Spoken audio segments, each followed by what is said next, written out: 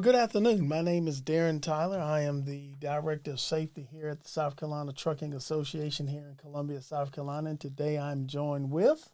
Taryn Shakitka, the Director of Operations. Yes. Good to be here. Good to be here. I think we have a very, very important event that is approaching us. Yes. And it is the CVSA. Roadcheck. Roadcheck. Better known as the 72-hour road check. That's how most of the drivers understand it. But right. They may take some time off. Yeah. And saying that, I'm glad you brought that up because most drivers tend to take that week off or those 3 days off, which that date is again? May 14th, 15th, and 16th. And we're just going to come and give some successful tips on how to survive road check this year. But I would be the first and maybe the second or third person to say that they typically start the week before and they will do it the week after. So, and that goes back to why people take time off during that. You can't really fool them. You can't really fool them. No. I wouldn't be surprised if it's already started. Okay. So let's talk about the two focus areas for this road check. They're going to be doing the tractor protection valve and drug and alcohol compliance. Yes. And that tractor protection valve is part of the level 1. I believe it's 37 items that they check during a North American Standard Level 1. So tractor protection valve is normally conducted somewhere in that 37-step process where the officer will wheels chalked, vehicle off, air pressure, I believe it's between 90 and 100, and they disconnect both glad hands and the trailer brake should automatically set. What they are doing is to simulate a jackknife as if the tractor and the trailer will be disconnected and the trailer is supposed to stand still. I wouldn't try it in real life, but the brake's supposed to lock down and I believe it's the service or the yellow knob inside of the tractor cab.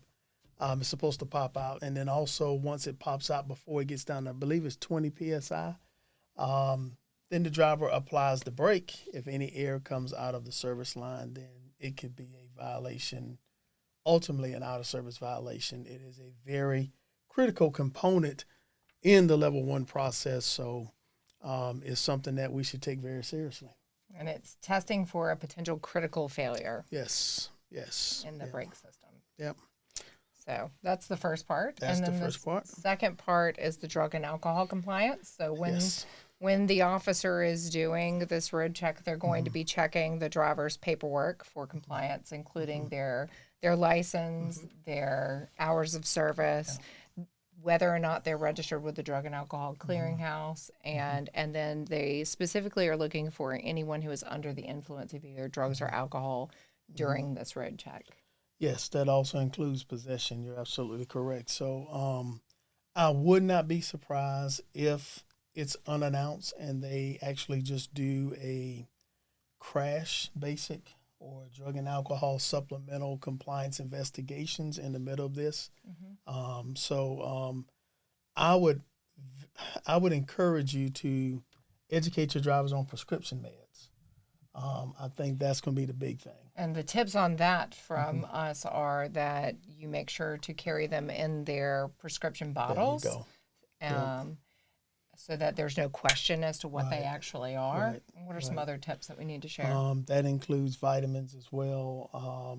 And I see many different things, especially when drivers, you have owner-operators who say it's my vehicle and they're going to stop to the gas station just before they get home or back to the terminal and say, I'm just going to pick up a 6-pack or something, some type of libation, cigars, beverage, or anything like that. Yeah, you have to be very mindful of that. Again, possession is, and you'd be amazed how many commercial motor vehicle drivers do not understand that possession. They can't even be in possession of it. So we need to be very, very, very proactive doing this road check when it comes down to controlled substance and alcohol. If it is part of the manifest, most of the time we're hauling any type of alcoholic beverage. If it's part of the manifest, it's on your bill of lading. It's part of the load. It should be in your load. It shouldn't be in your cab. I think that's the fine line there. I always bring this up during the holiday time, but even if somebody says, I know you're hauling a load of this particular product, here's a gift, and you put it in the cab, that's a no-no. So we need to make sure we reiterate that, okay? All right. Is there anything else that we need to prepare them for? Yeah, I got a few tips here. If you want to help me, I believe Sure. it's like 6 of them. We won't go into detail. It's 5. So I think the first one is we need to verify company and vehicle credentials, which you brought that up, making sure licenses, MVRs, the current medical certificate is updated with their local That'll shut you down in a heartbeat. agencies. I always throw in there the child support, failing to maintain insurance. Those things are typically the most common for suspended licenses. You did bring up the Drug and Alcohol Clearinghouse. They can verify that at the roadside, whether the company is registered and the driver's registered. Correct. And you're up to date with your Drug and Alcohol Clearinghouse queries. And then we've covered the driver qualifications because that's already taken care of. And then this is just current on maintenance. Yes. Talking about your vehicle annual inspection for both your tractor and your trailer, making sure that you pre-trip thoroughly. Yes. There should be, and anytime you stop, you do a walk around. Right. Just to verify that you know that you're in compliance. Yeah, you brought up annual inspections, and one of the things I've been harping on here most recently is the sticker that's on the outside of the vehicle is, I call it gravy. You're supposed to have the actual form in the glove box or in your binder books. So make sure that they are current, legible, and readable, okay? All right, so we covered the second one was be familiar with the focus. We touched on that already. Number 3, we kind of hit on that verified driver qualifications. Again, remember, their focus is tractor protection valve and controlled substance and alcohol, but it can lead into other areas, which I think you mentioned, Tara. Well, especially when, there are so many other violations that are more common. Yes. So, failing to obey traffic control devices is one of those. Right. Speeding is huge. Yes.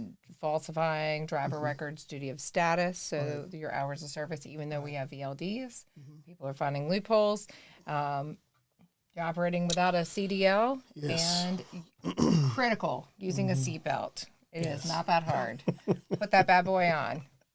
Buckle up. Yes, and put the cell phone down. Yes. Or have a headset. And I think you just touched on point number 5, refreshing your drivers. I know they hear it every day or every safety meeting. We're probably preaching to the choir, but just make sure that you can kind of take some of these successful tips that we provided and use them in your organization. Yep. You did have a note on here too, and before we close out, these are what you were just touching on, the simple things that we tend to forget, and that would be the top vehicle violations that we tend to have.